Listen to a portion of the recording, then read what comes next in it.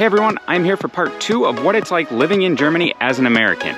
And if you haven't checked out part 1, make sure to check that out right up here.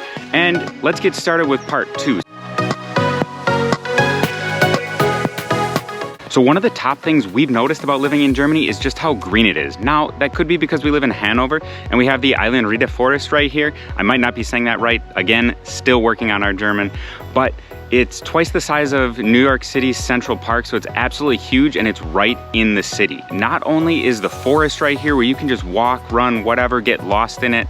There's a mini golf course, beer garden, there's a ton of things that are partly built up and they have some activities to do, especially for kids, but there are also parts of the forest that are just totally removed from that and they just have trails going through them where you can really get lost.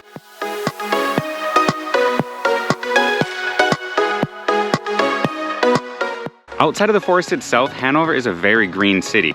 You have the river, the Maschsee, there's a ton of green in this city, so all the green here in Hanover is something we absolutely love.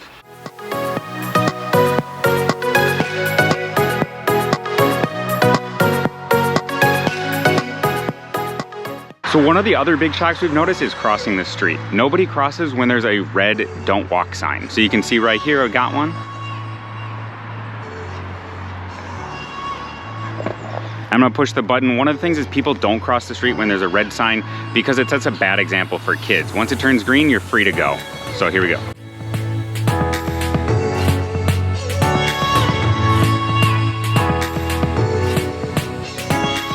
All right, so that's come as a bit of a shock, especially being an American coming here where you're kind of trained, you can look both ways and make the decision to go as you want. It's your freedom, as Americans like to say, to choose that, your right to choose.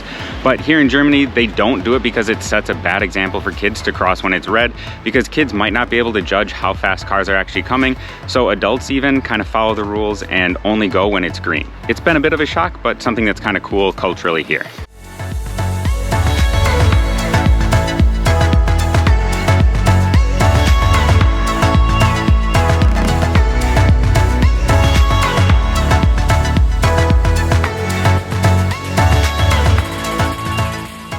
So while I've got you here, I want to take a moment to talk about this video's sponsor, which is UTalk. It's a great language learning app that teaches you introductory all the way to intermediate phrases and sentences and gets you really speaking in a different language. This is perfect if you want to have a more authentic experience when traveling or when first moving to another country and not speaking any of the language.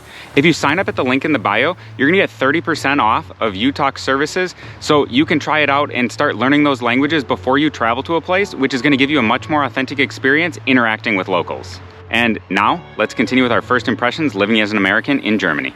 All right, another big thing we noticed when moving here to Germany is that they told us everything closes on Sundays, and it's absolutely true.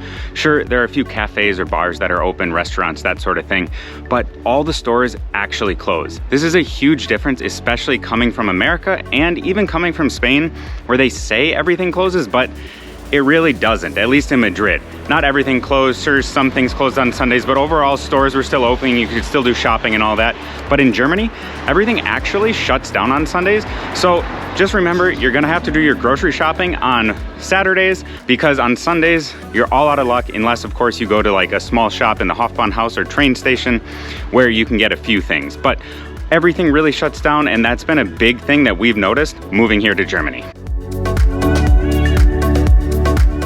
If you're liking this content, if you like learning about local travel experiences as well as what it's like living abroad as an American, make sure to hit that like button, subscribe, comment, let us know if you've lived in Germany, what your first impressions were, or if you lived in any other country, let us know what your first impressions were.